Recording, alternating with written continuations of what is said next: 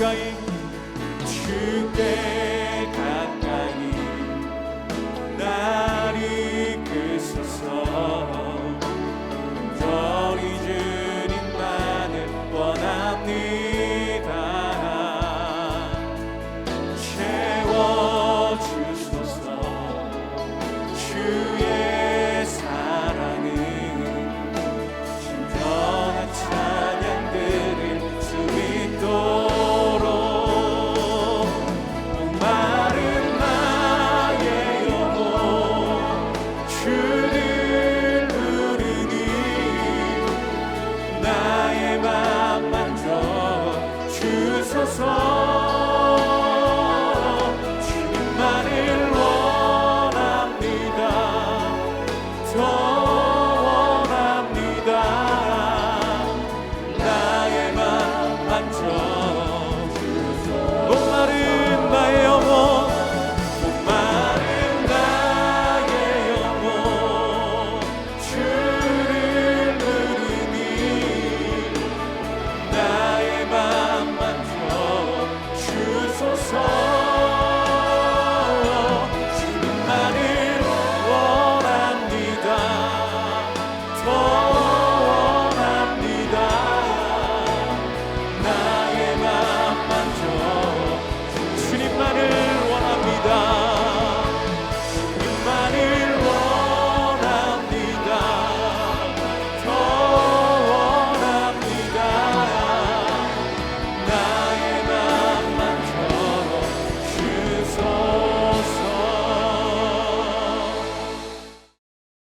제3장. 끝으로 형제들아, 너희는 우리를 위하여 기도하기를 주의 말씀이 너희 가운데서와 같이 퍼져나가 영광스럽게 되고 또한 우리를 부당하고 악한 사람들에게서 건지시옵소서 하라. 믿음은 모든 사람의 것이 아니니라. 주는 미쁘사 너희를 굳건하게 하시고 악한 자에게서 지키시리라. 너희에 대하여는 우리가 명한 것을 너희가 행하고 또 행할 줄을 우리가 주 안에서 확신하노니 주께서 너희 마음을 인도하여 하나님의 사랑과 그리스도의 인내에 들어가게 하시기를 원하노라. 형제들아, 우리 주 예수 그리스도의 이름으로 너희를 명하노니 게으르게 행하고 우리에게서 받은 전통대로 행하지 아니하는 모든 형제에게서 떠나라. 어떻게 우리를 본받아야 할지를 너희가 스스로 아나니 우리가 너희 가운데서 무질서하게 행하지 아니하며 누구에게서든지 음식을 값없이 먹지 않고 오직 수고하고 애써 주야로 일함은 너희 아무에게도 폐를 끼치지 아니하려 함이니 우리에게 권리가 없는 것이 아니요 오직 스스로 너희에게 본을 보여 우리를 본받게 하려 함이니라. 우리가 너희와 함께 있을 때에도 너희에게 명하기를 누구든지 일하기 싫어하거든 먹지도 말게 하라 하였더니 우리가 들은즉 너희 가운데 게으르게 행하여 도무지 일하지 아니하고 일을 만들기만 하는 자들이 있다 하니 이런 자들에게 우리가 명하고 주 예수 그리스도 안에서 권하기를 조용히 일하여 자기 양식을 먹으라 하노라. 형제들아, 너희는 선을 행하다가 낙심하지 말라. 누가 이 편지에 한 우리 말을 순종하지 아니하거든 그 사람을 지목하여 사귀지 말고 그로 하여금 부끄럽게 하라. 그러나 원수와 같이 생각하지 말고 형제같이 권면하라. 평강의 주께서 친히 때마다 일마다 너희에게 평강을 주시고 주께서 너희 모든 사람과 함께 하시기를 원하노라. 나 바울은 친필로 문안하노니 이는 편지마다 표시로서 이렇게 쓰노라. 우리 주 예수 그리스도의 은혜가 너희 무리에게 있을지어다. 할렐루야. 오늘도 말씀으로 하루를 시작하는 여러분들을 주님의 이름으로 축복합니다. 오늘 질서 있는 삶이라는 제목으로 말씀을 증거하도록 하겠습니다. 바울은 앞서서 주의 날에 대해 자세히 언급하며 성도들을 흔들던 종말론에 대해서 바로 잡아주었습니다. 바울은 이제 마지막으로 건강한 종말론을 가진 성도들이 가져야 할 신앙 윤리를 제시하고 있는데요. 우리 함께 6절을 읽어보도록 하겠습니다. 형제들아, 우리 주 예수 그리스도의 이름으로 너희를 명하노니 게으르게 행하고 우리에게서 받은 정통대로 행하지 아니하는 모든 형제에게서 떠나라. 사실 오늘 3장은 5절로 마무리한다면 훈훈하게 끝이 날 것입니다. 그런데 6절부터 15절까지 바울은 단호하게 훈계하는 데 비중을 두었습니다. 그만큼 데살로니가 공동체에 나타난 게으름, 불복종의 문제가 심각하였던 증거이죠. 여기 나오는 게으름이라는 단어를 원어로 살펴보면 대열에서 벗어난, 규율을 지키지 않은 이라는 뜻을 갖고 있습니다. 본래 군사 용어로 행군 중에 대열을 이탈한 나고병을 가리킬 때 사용되었습니다. 이러한 의미에서 알 수 있듯이 성경에서 말하는 게으름이란 단순히 나태한 것이 아닙니다. 교회의 질서를 지키지 않고 제멋대로 방자하게 행동한다는 것을 의미합니다. 즉 성경적 관점으로 우리의 삶을 바라볼 때 아무리 바쁘고 1분 1초가 꽉 차 있는 계획적인 삶을 살고 있을지라도 그것이 성경이 말하는 질서, 즉 하나님이 원하시는 목적에서 어긋난다면 그 삶은 게으른 삶이라고 할 수 있는 것입니다. 당시 데살로니가 성도들 중 일부는 임박한 주의 재림을 기다리는 성도가 노동이나 하고 있는 것은 이치에 맞지 않는다고 생각했습니다.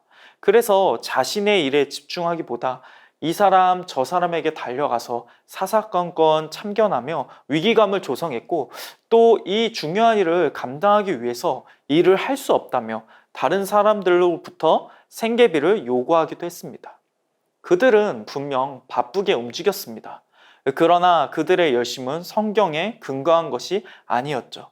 신앙의 전통에서 벗어났다. 바울은 분명하게 말하고 있습니다. 그렇게 그들이 맺은 열매들은 무익을 넘어서 해악된 것이었습니다. 믿음의 형제들에게 빈축을 사고 복음의 가치를 훼손하는 결과를 가져온 것입니다. 오늘 이 말씀은 우리의 분주한 삶을 돌아보게 합니다. 우리는 역사적으로 그 어느 때보다 바쁜 일상을 살아가고 있습니다. 발달된 기술은 우리의 1분 1초가 낭비되지 않고 최고로 효율적으로 살아가도록 돕고 있습니다. 그러나 여러분들의 분주함은 어디를 향해 가고 있습니까? 하나님과 관계가 있는 자리입니까? 아니면 나의 유익과 만족만을 위해서 그곳에서 이탈해 있습니까? 오늘 한번 점검해 보시기 바랍니다. 그렇다면 질서 있는 삶이란 무엇일까요? 어떻게 세워갈 수 있는 것일까요? 오늘 바울은 자신이 몸소 보여주었다라고 말하고 있습니다. 7절에서 8절입니다. 어떻게 우리를 본받아야 할지를 너희가 스스로 아나니 우리가 너희 가운데서 무질서하게 행하지 아니하며 우리 누구에게서든지 음식을 값없이 먹지 않고 오직 수고하고 애써 주야로 일함은 너희 아무에게도 폐를 끼치지 아니하려 함이니. 아멘. 어떤 영어 번역본을 보면은 수고하고 애쓰다라는 표현을 노예처럼 중압감에 사로잡힌으로 번역하기도 했습니다. 데살로니가 전서를 봐도 바울은 밤낮으로 일을 했다라고 말합니다. 그 이유는 무엇일까요? 성도들의 형편을 잘 알고 폐를 끼치지 않기 위해서입니다. 사실 사도된 자로서 사례비를 청구하는 것은 하나님께서 허락하신 정당한 권리입니다. 예수님께서도 일꾼이 자기의 먹을 것을 받는 것이 마땅하다라고 말씀하셨습니다. 그러나 바울은 우리 주님께서 자신의 권리를 내려놓고 가장 낮은 곳에서 섬긴 것처럼 자신의 권리를 포기하는 길을 택했습니다. 바울은 빌립보에 편지를 하며 예수의 마음을 품으라 권면하기도 했는데요. 빌립보 2장 5절에서 8절 말씀입니다. 너희 안에 이 마음을 품으라 곧 그리스도 예수의 마음이니 그는 근본 하나님의 본체시나 하나님과 동등됨을 취할 것으로 여기지 아니하시고 오히려 자기를 비워 종의 형체를 가지사 사람들과 같이 되셨고 사람의 모양으로 나타나사 자기를 낮추시고 죽기까지 복종하셨으니 곧 십자가에서 죽으심이라. 질서 있는 삶은 성경이 말하는 우선순위가 바로 세워진 삶입니다. 예수님의 우선순위는 하나님의 기쁨을 충만하게 하는 것이었습니다. 그렇기 때문에 순종하셨고 한 영혼을 위해 목숨까지 버리셨습니다. 우선순위가 바로 세워지며 우리도 예수님의 그 삶을 닮아가는 신앙의 성숙이 이루어지게 됩니다. 특히 권리를 포기하는 것은 성숙한 신앙인의 증표입니다. 이러한 자들의 삶을 통해 교회에는 영적인 열매가 맺힙니다. 마치 한 알의 밀이 땅에 떨어져 죽으면 많은 열매를 맺듯 우리가 우리의 권리를 포기할수록 더욱 열매가 맺히는 것이죠. 사랑하는 여러분, 여러분 삶의 우선순위는 무엇입니까? 바울과 같이 예수를 본받음으로 우리 삶의 우선순위를 세워갑시다. 그 삶에 열매가 있고 성숙이 있습니다. 우리 삶이 열매를 맺기까지 계속 구해야 할 것이 있습니다. 무엇이냐면 바로 분별과 인내입니다. 바울과 일행들이 데살로니가를 떠난 이후 가르침에서 벗어나 무질서로 다시 빠르게 돌아간 이들이 생겨났습니다. 바울은 이런 자들을 이렇게 묘사합니다. 우리가 들은즉 너희 가운데 게으르게 행하여 도무지 일하지 아니하고 일을 만들기만 하는 자들이 있다 하니, 우리가 잊지 말아야 할 한 가지는 세상은 계속해서 우리를 넘어뜨리려 한다는 것입니다. 광야에서 예수님께서 시험 당하실 때 마귀는 한 번만 찾아오지 않았습니다. 3번을 찾아오고 이후로도 계속해서 세상 권력을 통해서 가룟 유다를 통해 예수님을 넘어뜨리려 했습니다. 베드로는 어떻게 말합니까? 대적 마귀가 우는 사자와 같이 삼킬 자를 찾는다라고 말합니다. 바울은 이미 데살로니가 전서에서 잘못된 재림관과 무질서한 삶에 대해서 한 차례 책망한 적이 있습니다. 조용히 자기 일을 할 것, 그리고 자기 손으로 일하기를 힘쓰라라고 강조했던 것이죠. 그러나 바울이 데살로니가를 떠나자 이 문제가 다시 빠르게 반복되고 있는 것입니다. 오늘날 우리 사회도 마찬가지입니다. 1992년 담이 선교회에서 휴거가 일어난다는 거짓 예언으로 사회에 큰 무리를 일으킨 적이 있습니다.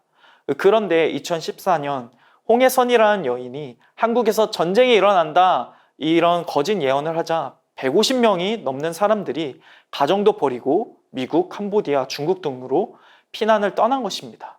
예수님은 분명하게 그날과 그때는 아무도 모르나니 하늘의 천사들도 아들도 모르고 오직 아버지만 아시니라 라고 말씀하셨습니다. 왜 그렇습니까? 우리가 시점에 머물러서 무질서한 삶을 살지 않고 현실에 충실한 성도가 되게 하기 위함입니다. 무슨 말을 하고 싶은 것이냐면 주의 말씀으로 우리가 분별하지 못하면 혼란을 겪고 또 넘어질 수 있다는 것입니다. 데살로니가 성도들은 무질서한 자들을 보면서 혼란스럽고 우리도 재림 준비나 해야 하는 것 아닐까? 이렇게 하루하루 충실히 사는 것이 어떤 의미가 있을까? 낙심되고 의심스러웠을 것입니다. 오늘날 우리는 어떻습니까? 재림에 대해서 떠들썩하게 하지 않더라도 우리를 혼란스럽게 만드는 소식들은 여전히 많이 들려옵니다. 특히 불로소득으로 많은 부를 얻었다, 몇 배의 재산이 증식했더라 이런 말을 들을 때면 내가 하루하루 충실히 살아가는 것, 하나님의 말씀을 따라 사는 것이 어떤 의미가 있나라는 생각이 들 때가 있습니다.